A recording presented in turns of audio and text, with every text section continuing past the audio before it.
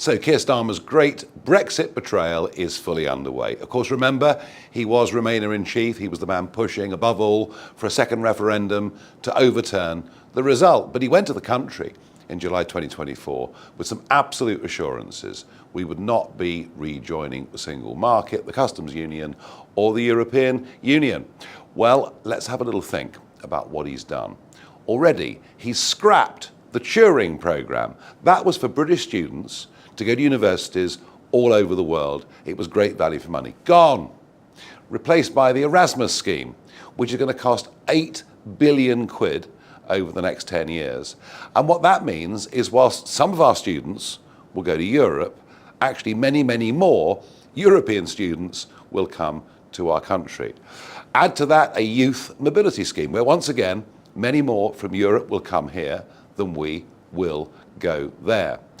But just this weekend, he's proudly said that we're now following single market rules on food products, and that actually we might align more closely with the single market if it's in our national interest. Well, I don't think this man even believes in anything called the national interest. He just believes in Brussels. He believes in globalism. He believes in international law and all of those things.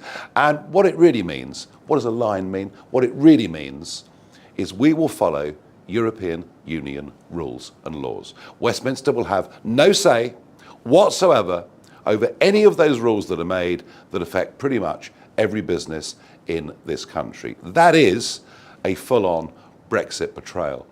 And just to make it even worse, just as the country is waking up to the sheer folly and stupidity of what net zero policies have done, remember, they've put our bills up and they've deindustrialized huge areas of Britain. We now have the most expensive industrial energy prices in the world. And yet, we're signing up to the European Union's internal energy and electricity market. The Daily Telegraph described it as net zero being doubled. We will now have to follow European Union rules on net zero. It'll further damage. So the great Brexit betrayal is fully underway. The man who once led the charge to overturn the referendum result is now in power, and the assurances given to the British people are already being broken. Promises not to rejoin the single market, not to re-enter the customs union, not to drift back under EU control, yet step by step, decision by decision, that is exactly what's happening. Tonight, the full picture is laid bare. Yes, Brexit has frustrations, but the answer was never surrender. The world doesn't end at Brussels. India, Asia, emerging markets opportunity is global. By tying ourselves back to single market rules, Britain makes itself less competitive, not more.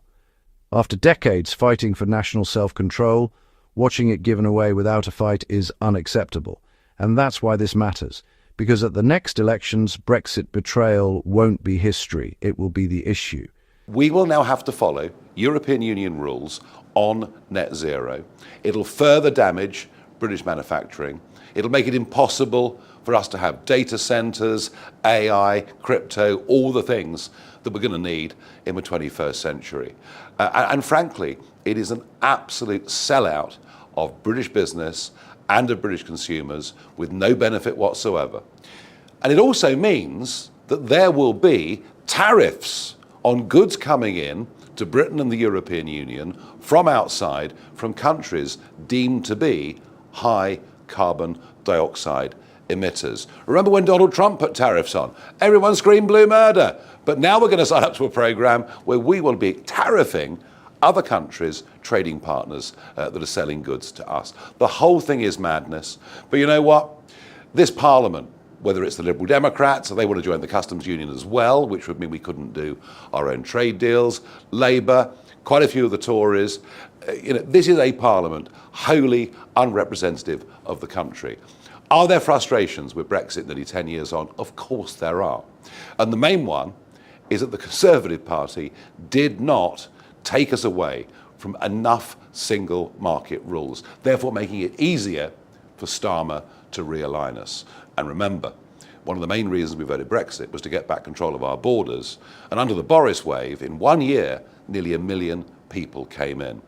So the Tories did not deliver on Brexit in any way at all. They never actually believed in it.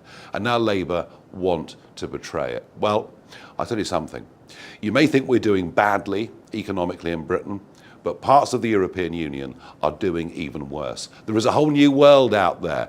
India, the Far East, China, so many new emerging markets around the globe. And if we sign up to single market rules, we're effectively making ourselves even more uncompetitive.